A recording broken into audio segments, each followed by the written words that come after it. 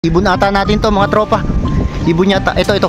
Mga Kagwaps TV, halina kayo. Malulupet na kalapati ay silipin ninyo. Mga Kagwaps, welcome back dito sa Gwaps TV Official. For today's video natin ngayon mga kalapatids, tignan nyo po yung panahon, sobrang dilim. Tapos sobrang hangin na po mga tropa. Abangan natin ngayon mga Kagwaps ng Legazpi Albay. So 407 yung air distance yata nandito sa atin mga Kagwaps. Sa Manila, maganda ang pauwian ng ibang club, yung WPC.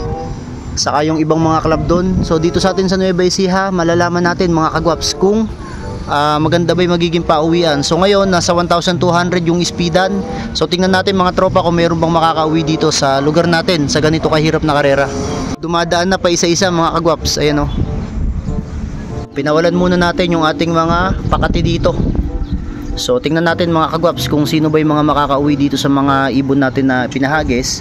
So itong mga ibon natin dito is dalawang young bird and then yung mga pakati natin. So tingnan natin mga tropa, mga Kagwaps kung makakauwi ba yung mga kalapati natin. Pero sabi ko nga sa inyo, kapag ka po ganito ang panahon, lagi po tayong kinakabahan mga Kagwaps para po sa mga kalapati natin.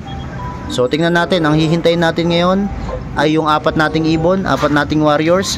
So sana kahit dalawang piraso lang sa mga warriors natin meron sanang makauwi sa atin. Kasi ramdam ko na mga tropa, sobrang hirap ng karera.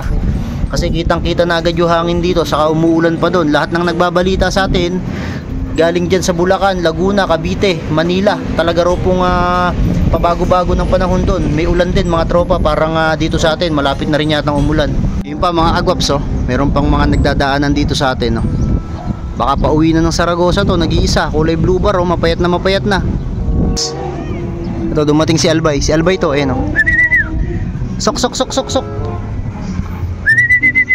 Ayan, si Albay natin mga Kagwaps. First bird po natin. Sok. Albay, pasok.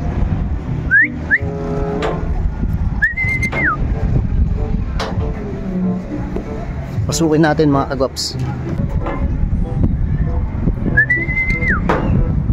Sok.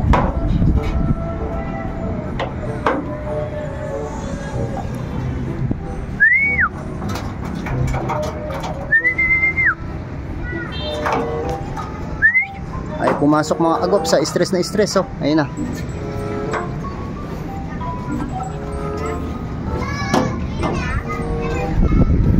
Sok. Ayun na mga Kagwaps. Kaklak natin. Boom. One bird, first bird. Ayan, kaklak ko lang.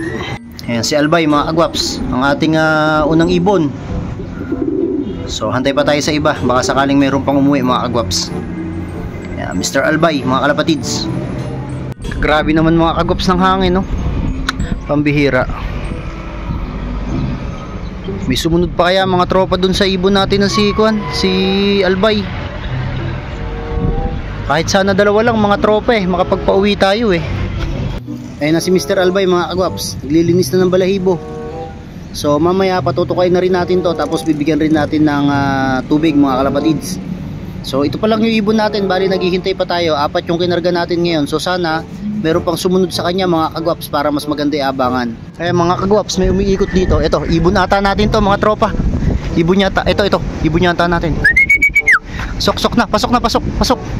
Naku, nagbukid na yata mga kalapatids. Pasok. Pasok na. Naku, tulala pa. Pasok. Sok.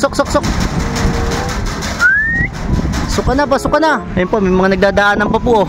Ayan, baka sa inyo po yan, hahabol pa yan mga kalapatids. Sok. Pasok na. Ayaw tayo pansinin mga Kagwaps. Teka, istikin natin sa likod Ayun na mga Kagwaps, nasa landing board. Sok. Pasok na. Ayun na. Ayun mga Kagwaps, kaklak lang natin sandali lang. Ayun na sticker mga Kagwaps. Pangalawang ibon natin. Uminom na mga tropa. Ayun na, uminom na siya. Binabara ako pa nitong si MacArthur. Ayan, second bird natin si Dawan natin mga tropa. Ayan si Dawan. Matamlay pa. Pero hindi naman dumapo mga kalapatids Ay wala naman ko yung kanya. Yung paa niya. Wala naman putik. Nagpahinga siguro mga tropa. Ayan, bagsak ng pakpak ko. Ito na si Kwan si Albay Pinatuka ko na mga tropa kasi medyo hapon na rin para makarecover. Patukain ko muna mga kalapatid habang hinihintay yung ibang mga ibon natin. So yung ibon po natin, ito na po. Ayan, si Albay. Tapos ayun po si Kwan, ayun po si Dawan. So ito mga ibon natin, mga pakat ito, mga tropa. So 1, 2, 3, 4, 5, 6, 7 pa pala mga kalapatids. Ayan, ayaw pa rin kumain mga tropa Uminom lang ng tubig. Ayan, tumutuka na. Pero medyo matamlay pa mga kagwaps. So ayan, tingnan natin kung hahabol pa Meron pa tayong kalahating oras para hintayin yung ating mga kalapate. So yung first dropper natin, yung Vandenbroek natin mga tropa na anak ni Pakito wala pa po. So hindi natin alam kung anong nangyari, pero kanina maraming nag-send sa akin mga kagwaps na sobrang dami daw po nang lalambat dun sa Albay.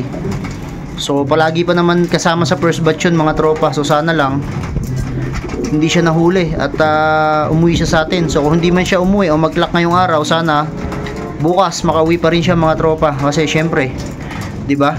Kailangan pa rin natin para kahit papaano may iloload pa tayo sa susunod. Ayan dalawang ibon natin, si Mr. Albay, tapos itong si Dawan mga tropa. Medyo matamlay pa itong si Dawan. Ayan mga kalapatid. So antay-antay pa tayo sa labas at tingnan natin kung meron pa bang darating sa mga ibon natin. Mga kalapatids, yung ating third bird. Ayan po. Ito mga kalapatids, Pakito Vandenbroek natin mga tropa, mga agwaps. Ito. Sok. Wala, di ka umabot. Date ng 5 minutes mga tropa. 6:12 na po. Hindi na umabot yung ibon natin na to. Kakalak ko pa rin mga kalapatids. Sok na. Ayan sticker niya mga tropa. Sok.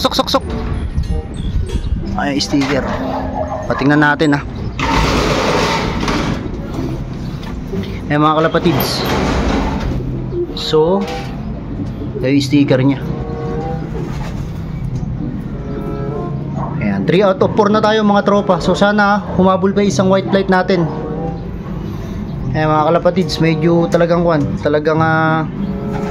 kinapos yung ibon natin. Ayan ay kaparis niya. Ayan mga tropa, so kung tayo 3 out of 4 na po tayo ngayon. So hintayin natin yung white flight kung makakaabot pa sa atin yung direre.